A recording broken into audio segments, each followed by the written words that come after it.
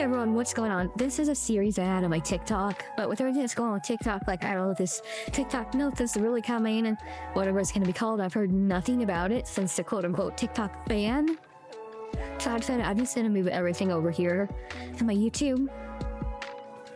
Now, this is a story I have not told on my TikTok, but I've been wanting to tell, and it is Justice for Jonas. Now, first off, who is Jonas? Jonas was the nicest man in the world. Imagine Chef from South Park and make him, what is that called? Make him Iranian, and you would get Jonas. He was so nice that we joked a fly would beat him because he was too kind to hurt the fly. And he cared about us kids, like he treated us like human beings. Like he could tell we were having it rough and he'd pull us aside, check in with us just to make sure everything was all right. And for the kids who didn't really have the money to properly eat at home or weren't really getting fed at home, because there were some neighborhoods on the route that weren't really good neighborhoods with good parents, kids had a rough life, so he'd make sure he had safe food for them, no matter what their needs were. He'd have food for them so they could eat and drink, which we were supposed to be doing that on the bus, but he didn't care. He tried to make sure we, got what we needed. If it was like our birthday, or we had some big milestone we finally achieved, he'd get us like some move into a dollar store, which we never cared. It was always like the coolest thing ever, and I actually saw a lot of it. But we love it, and Jonas was like the best person ever. I really miss Jonas. But anywho, I had a friend on that route, and my friend was in foster care, and let's just say his foster parents weren't exactly good people. They did a lot of shady stuff, and let's say they used him as a punching bag, because I can't say the A word. And it was really his foster dad who would beat up on him. And found a lot of times it was before school. And this friend was actually have a catalyst for all this.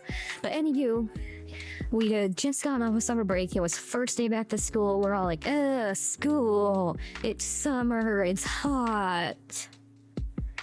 We don't like dress code. But anywho, excuse me. Anywho, it was back to school. We pull up to this friend's house, and the door flies open. My friend comes racing out in quite a state. His eye is bulging, and there's blood coming from it. He's got blood coming out his face, and his nose is bleeding. He's got bruises all over himself. He's wearing nothing but his underwear. And he's just flying out there. He's screaming, help, help, help. They're gonna unalive me. Help me. And, he is on there, and then I can see that he's really skinny, too. Now, what I found out later on was basically the whole summer, this friend had been nothing but beaten. He'd been basically starved, only he whatever little scraps he could steal. And he got almost no water unless he would, drink from the dog's water bowl. Because that dog was spoiled. They loved that dog more than they cared about him. They just want him for the money. But anywho, he's screaming, help me, they're gonna unalive me. And he jumps on the bus. Of course, I've been first aid trained, and I also sit first row across from the driver, so it's also my job to kind of take care of this stuff when I can, when the driver really can't. So of course, I jump up, and I'm going to start treating my friend's wounds. And before I can say, Jonas, I think we need to go, his foster dad comes flying up. And you break like this and that. And he's flying like he's a big dude. And he comes flying out. And before I can do anything, I get clocked. Like a one-punch man hit straight to the side of my face. And I kind of cripple in the Jonas's lap, and I go, oh wow. And of course, I'm not really get up yet, because I'll be honest, when I was gonna beat this guy's ass. But I guess that still stopped me, Jonas, because he goes, no, and he gets up and he just, if the hit to me was One Punch Man, this was something beyond. It was like a Goku hit or some shit, because this dude goes flying off the bus, he lands several feet away from the bottom of the steps. And of course, my friend's foster mom was like, oh my god, you gotta play husband, play this and thinking that. And, I stood up, I'm ready to kick ass. And there's no dude to beat. And Jonas just hits back in the seat. He goes to work. He takes off to the nearest police station. Which, that was a fiasco in itself. Like, my grandparents got called. They were pissed off, not only because some dude had hit me, but because I'd gotten in the middle of something I shouldn't have. And of course, so they're talking to me, they're looking at my wounds. By then I already had a black eye. I bit my cheek, my nose was bleeding. And so they had to like patch me up, make sure nothing was wrong with me, like I could have a concussion or something. Of course, they talked to my friend and they, immediately got him help.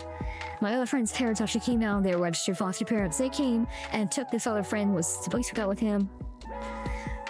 They had to talk to Jonas. My grandparents, of course, had to do paperwork, press charges. And they had to talk to everyone on that bus and look at all the videos, because a lot of people had this feeling something was going to happen. That's the way they were describing it to me. And they had started recording. So we got a lot of, like, show-level footage of this incident. Which, God, I wish I still had my phone. Because I got sent this footage and it was epic. But anywho, we get through all that. And the school decides we're going to have an emergency 3-day break for everyone who was on Jonas's bus. And then it was extended to the rest of the school, later that day. But after this break, we come back, and I'm usually always on Jonas's route. I'm like his registered student. Because I knew how to do all the bus stuff. I knew, of course I had the first aid training, so I could always be on his route. And that was like, I was his registered student. But Jonas didn't kind of pick me up. It was the horrible hag, bus drivers we called her. We just called her horrible hag, Rhonda. Of course, she gives me a dirty look, and I go, wait, where's Jonas? I'm Jonas's kid. Like, I'm his registered student. I'm supposed to do all the stuff for his bus. No, Jonas, get your babe on the seat.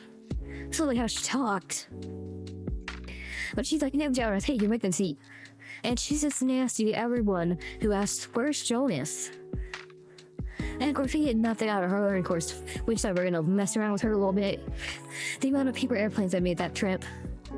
But we mess up her and we get to school. Once the principal's out there. And of course, like everyone else, we go up to him. Hey, where's Jonas? What happened to Jonas? And he's like, oh, just hold on. We're having assembly later today. Well, I'll explain everything then. And of course, immediately our little senses are, our little tiny senses are tingling. Red flags are going up. We're like, wait a minute, there's something you don't want to tell us. You know something bad's gonna happen. So of course, we're all like basically up conspiracy theories during this hour morning period before we go into our homerooms and then get called in the assembly. We're still murmuring and talking. Of course, people come to, all right, everyone, quiet down. I know there's a bit of a problem, seeing as Jonas isn't with us. Of course, I start getting dirty looks and someone goes, oh my God, I think she got Jonas killed. I didn't do anything. But anyway, he's like, no. I suppose I should explain, considering the incident, which I'm sure you're all aware of now. We unanimously decided it would be best if Jonas resigned. Which, we knew back then was code for we fired his ass. But people started screaming, damn, how dare you, what I did you, watching take Jonas away from us. You're a liar. People just screaming, yelling. I can hear bags on the big bird start throwing things at him. Because that's how it was. If you pissed us off, we start throwing things. First thing we always do is we start screaming. And he's like, just calm down. It says best for everyone. That was not the right thing to say. As we started, we're really flipping out there. We're still screaming, yelling, how dare you, Sam took Jonas away, Thomas, the love us. I want everybody else things by the system. And things start flying. Like the stink bomb kids were getting out their stink bombs, they were throwing them. We had people throwing books. I threw my big dictionary. Of course, our security guard, Steve, he's trying to calm everyone down, like, come on, it's all right. We were listening. I remember one kid ran over to a water fountain. He's trying to rip it off the walls, throw it to the principal. Of course, that didn't work. The cool jukebox kids were like throwing their jukeboxes, which that was a lot back then. Someone threw their shoes. One kid got over to the curtains, ripped it down, was trying to ball it up and throw it at him. The principals took off by then. Leaving Steve alone with us. Of course, after Steve arrested the water fountain kid, there was nothing. We were still rioting. But anywho, we were just freaking out, and it took us about 30 seconds to start chanting, justice for Jonas, justice for Jonas, justice for Jonas. And of course, the whole school can hear us.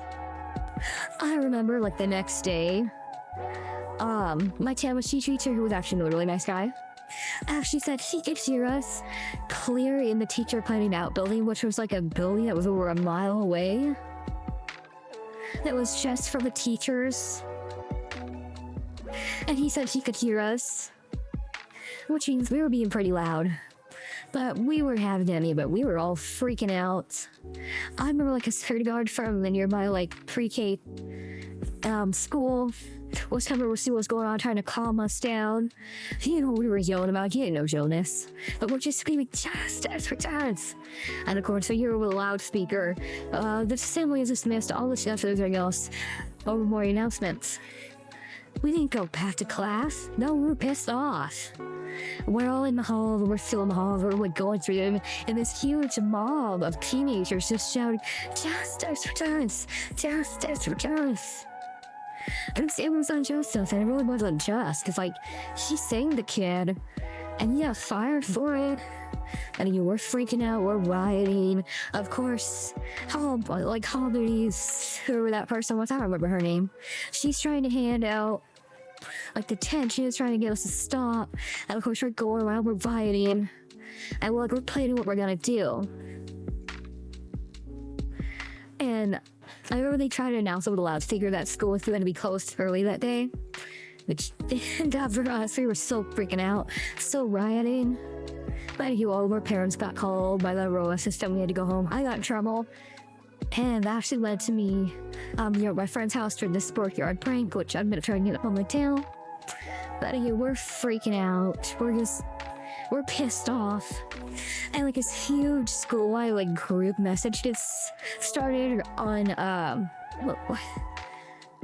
MySpace. I don't remember MySpace, but we started this huge group message on MySpace, which MySpace in the school, that was another one. I gotta tell that one. But anywho, so this huge thing is called, we're starting planning what we're gonna do. Like me and my friends, we went to the local convenience store. We got every bit of candy we could, and we had plans for that. I know some people were going to like the joke store and the Halloween store, because they had like a year-round Halloween store back then. And they were getting stuff. People were getting like maps of the school. Like, I don't know where they got these maps, but they were pretty good. And we were planning out whoops to get. But anywho, we're planning it out, and the next day comes. First thing, me and my friends need to go over to the fence, because right next door there was like this pre-K to I think like second grade school with all these little kids. Of course, high school separated from it. But we were little kids, and we said, hey, can you do something for us? We'll give you candy, like a bunch of freezing. We offered them, candy. It was like Halloween candies. But like, hey, if you do something for us, we'll give you candy every time you do it. Of course, the little kids who want a little sugar, they want the candy. And we tell them, could you go around and shout justice for Jonas just as much as you can? Tell us how many times you did it. We'll give you a bunch of candy for it. And we told them, we kind of jerks to this. We mainly said this to the little kids that couldn't count. And we told them to tell their friends to do it. And of course, the little kids, they want the candy. They immediately start doing it. They start telling their friends, hey, say this, you'll get candy. And pretty soon we hear little kids, Jonas stands for Jonas. Jonas stands for Jonas. And we're like, cool. We go back inside. Of course, a lot of the other kids are already set up. Like stink bombs were being handed out. We had like fart bombs, because fart bombs would just come out back then. And someone got like this spray or something. It was like, I think it was like liquid ass. But like that was being handed out. We had like those confetti poppers that just were overpacked with confetti and would make a huge mess. Like anything we could do to make a mess and make chaos, we were prepped to do. And we waited for that first bell, and then all hell broke loose. We start screaming, justice for Jonas, justice for Jonas. And then we could hear little kids, justice for Jonas, justice for Jonas. And of course, we start setting off these poppers. Someone had fireworks, because it was really easy to smell the fireworks into a school back then. but someone had fire as they started setting off these stink bombs of dark bombs. Like we were spraying liquid ash. I'll never forget this. The art kids had made picket signs and then handed them out. I didn't know about this. Okay, we picket signs. So there were kids going in a circle out in the main courtyard and just holding up these picket signs. Justice for Jonas. Justice for Jonas. And of course, somehow we got like, I don't know how many kids at school have, but like a whole bunch of kids outside screaming. There were kids inside screaming. There were little kids screaming. And I guess someone called the news because within about 10 minutes of us starting this, a newsman came up. So we're talking to the local news station, which the local news station was covering that. And we had nothing else, but we're talking about it. I remember I got a very angry call from my grandmother. I tell Sarah, what are you doing? I didn't answer that call. I was too busy screaming with Justice for Jonas. But we're streaming yelling, of course the news was looking at this and the principal comes in, stop, waving his arms like an idiot. We didn't listen. Hell, we got angrier. And of course the kid with picket signs marched up to him, Justice for Jonas, Justice for Jonas. Literally shaking these picket signs with every step, every syllable. Just completely pissed off. And of course, me and my friends were inside and we're making our way outside because we heard the principal was out there. So we're out there screaming and yell. Of course, the principal's freaking out because we were rioting. And I had earlier on inside the school, people were actually being able to pull off water fountains. Lockers were getting tipped over. Things were getting smashed. We actually have several smashed windows. Things were being thrown. And of course, outside was no better because people were throwing things at the principal again. I don't remember who this dude was. He was on a farm. He had something about one of those big sacks of what you use for potatoes, and he filled up with rotten fruit. He was throwing that fruit. One girl had gotten this really cheap perfume and filled up a bucket, and she'd actually thrown it at the principal. Kids actually started throwing glitter at that point and say, it's wet, it's glitter, it's gonna stick. No more of the chicken feathers at that point. Someone did egg him and later on winning his car and his house. Someone else TP'd him. Of course, later on TP'd school. But we're still screaming, we're yelling, Justice for Jonas. And of course, they're quote unquote bad kids that get ready to fight the principal. Let's come away from that. It was chaos. It was a nightmare. Not looking back on it, but hey, we're passionate about this. So we keep this up. We keep yelling, Justice for Jonas, Justice for Jonas. Well, principal decides he's going to retreat into his office, and we can hear him calling someone, but we're still outside, we're staying on the windows. Justice for Jonas, Justice for Jonas. And of course, the little kids notice we're banging on something, so they go over the fence, they start banging on the fence. Mind you, it's a big chain link fence, so it's rattling. And of course, we keep this up the whole time principal's in there. And then a car pulls up, and all of us realize it's Jonas' car. We stop. I was thinking, oh my god, she reverses in here. Jonas is back. And Jonas comes out, parents, please stop. I know you're angry. I know you're mad. But you can't be doing this. I love you. I don't want to see this happen to you. Please, stop. Nothing's gonna bring my job back. Just please, stop and behave. And one of the big kids actually came up and said, Jonas, I'm sorry, but we have to do this. We love you too much. Do this, I am figuring, well, we'll go back to it again. Justice for Jonas! Justice for Jonas! And of course, Jonas is crying at that point. We don't know if he was proud of us or he was really upset by us. But anywho, he just kind of he goes on his phone. I guess talking to the principal, I can't do this. Just make them happy. From what I've overheard. But we keep this up. And of course, we're still screaming, Justice for Jonas! Somehow the whole school day happened, but no work really got done because we were all rioting. By the end of the day, the school was trashed. Which we should have felt really bad for the custodians. But the school was trashed. And these riots continued for the next week. That school looked like something out of a zombie apocalypse by the time we were done with it. But, we saw riots every day, there were fights, and the principal couldn't walk from his car to his office without getting attacked, getting something thrown at him. I remember someone keyed his car, and I don't remember if it was people poop or dog poop, but someone supposedly took a crap on his car. Of course, me and my friends, we felt fucking bags of dog poop. We put down on his porch, watching start stomping and getting everywhere. Like, he had no peace. The way his wife almost divorced him. We heard about this later on, but his wife had actually told him, like, just give the man his job back, we have no peace. But finally, after a week, a letter goes out to every kid in that school. And it just said, the school board has thought long and hard about their decision to have Jonas, last name, resign, and have chosen to reverse the decision due to the loud outcry from our student body. And we're like, and then it said when she would be starting again, which would be the next week. Of course, we're all excited. We're like, we got justice for Jonas. It was all over our MySpaces. Like any kind of social media there was back then.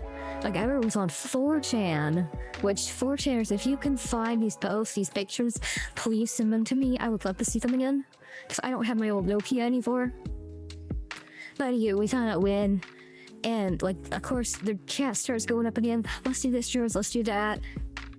And we broke into the bus yard, found Jonas's bus, and we decorated it. Like, the art kids have made a big band. I'm gonna say, welcome back, Jonas, we love you. Of course, the 4-H kids had gotten a whole bunch of flowers, all of Jonas's favorites, they put them on there. We got George a whole bunch of stuffies, because we knew he liked to get stuffies and then donate them. Of course, we got all Jonas's favorite snacks. We got his favorite drinks. We got everything ready, and we waited overnight. We waited there. We saw the bus lights come. Of course, the security guard, she was able to tell us all, and realized who we were, what school we were from, and just kind of went, okay, you do you. The old bus yard destroyed, and we waited, and then Jonas came. And of course, as he comes through, he's looked at us and we just go, welcome, Jonas, we love you. We're screaming, we're yelling, we're celebrating, like, we had like the good party poppers going off. We were just celebrating, we were excited, we had Jonas back. We were so happy. But this is like the best day ever for us, and it still was kind of the best day ever. But Jonas, he kind of sat there with us, and we'd actually kind of prepared a meal of sorts. So he got to sit there, have his breakfast with us. And it was just a good time. A lot of pictures were taken, which again, I wish I still had my old Nokia, because I had these pictures, I had videos that I would just love to see and show here. But like, it was gorgeous. And of course, fun thing is, Jonas actually kept all the decor on his bus for that day. So of course, we meet the school, and kids are, screaming more, they're celebrating, Jonas, it's Jonas. Just happy as could be, it really was, like, it was a celebration. Like, that day, we were perfectly behaved. We did all our work. A few of the kids already had detention, which are their detentions. Yes, it was like a perfect day at school, and the principal tried to give himself power back. Because he told him, hell no, you're the one who messed up, you caused all this. But yeah, that was the best day ever. And of course, the principal resigned soon after, which I'm pretty sure he was fired. But positive he was fired, because he caused riots and over $1 million worth of damage. But we had Jonas back, we were happy. And that's the story. It was the best time ever. I think the next story I'm gonna have to tell has to be the MySpace story. Because the school thought they had one over on us, and they did not.